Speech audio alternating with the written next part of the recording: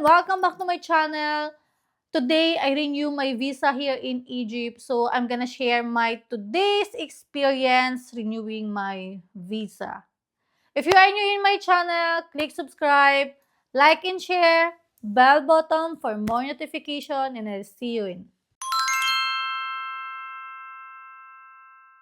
So guys, let's start our story when I wake up very early in the morning and we need to move before 8 a.m. Aura-aura muna tayo guys. So, post muna for our YouTube channel. Until here guys, I'm still posting. I'm really excited that I'm gonna renew my visa.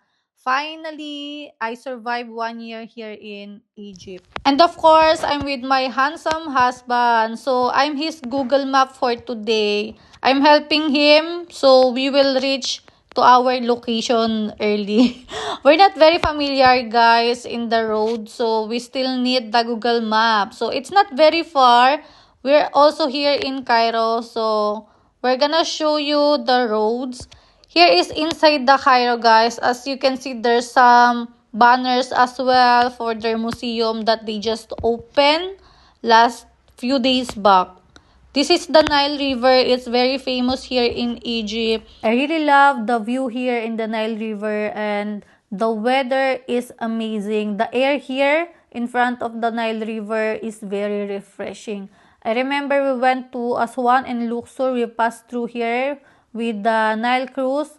Oh my god guys, Nile River is very big. Here it comes, the reality, the traffic.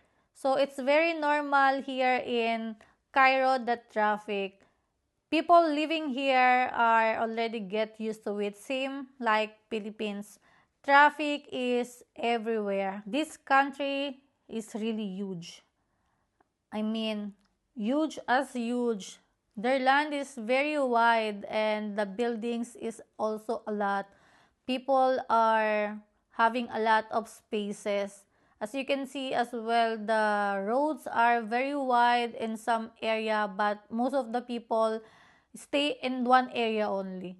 So I think we are just 20 minutes away to our location and we will reach. Here in Egypt, they just opened the Grand Egyptian Museum.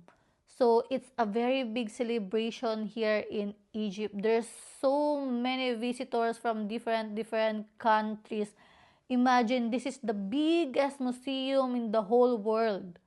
That's why there's a lot of flags as well on the roads. I'm actually looking for our flag here, but I don't see any Philippine flag. Today, I'm feeling really so proud that I am renewing my visa here in Egypt.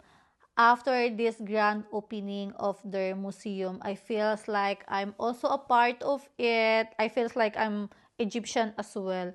But I'm really getting crazy because I don't spot any flag of Philippines in here. There's a lot of flags. I think most of the flags in the whole world is here, but I don't know, Philippines is not here. Finally, everyone, we reach into our location. Here we are, Embassy here in Egypt. As you can see, there's a lot of people. They are also gonna renew their visa or apply their visa, and a lot of cars, really. There's no parking nearby. So, we went into another side and parked our car.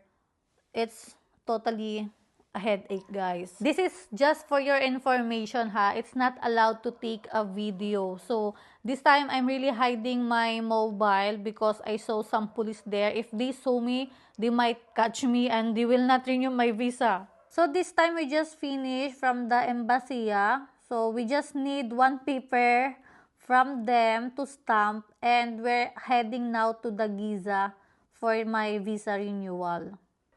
This is one of the famous mosques here in Egypt. It's very old, guys, and it's very huge.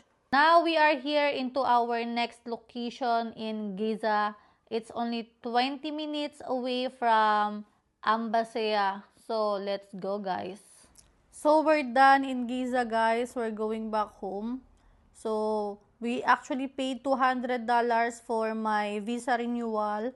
And this is my first time to renew my visa.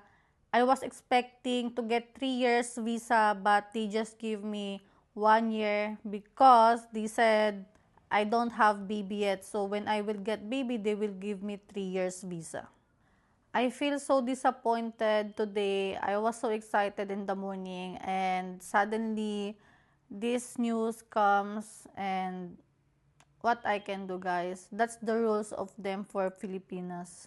Make sure din, guys, na you're gonna bring your own baon because you will be really so busy, as in you will not have time to eat outside. So I'm a little bit tired for today.